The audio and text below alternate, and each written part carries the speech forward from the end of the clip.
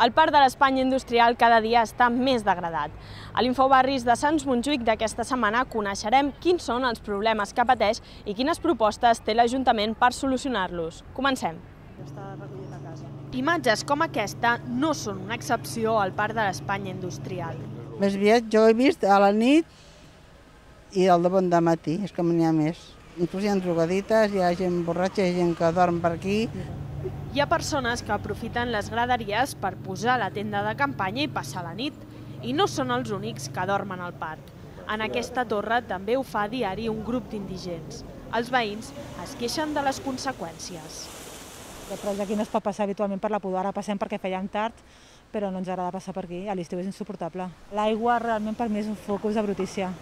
Jo soc de les que crec que l'aigua millor que no estigués.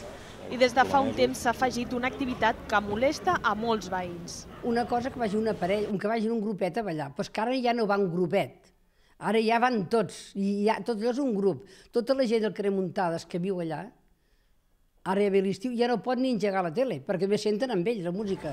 Des del districte asseguren que ja fa temps que treballen per acabar amb aquestes conductes que tant molesten al veïnat. Estem a sobre, tant pel que fa a la gent que sense sostre, amb els que els oferim els recursos municipals, que no són pocs, i també estem molt a sobre a través de la Guàrdia Urbana de les actituds incíviques o dels usos no permesos. Per reforçar l'actuació policial a partir d'aquest mes de juny, l'Ajuntament desplegarà un grup d'agents cívics. S'encarregaran d'informar i sensibilitzar els usuaris per evitar que facin usos incorrectes del parc.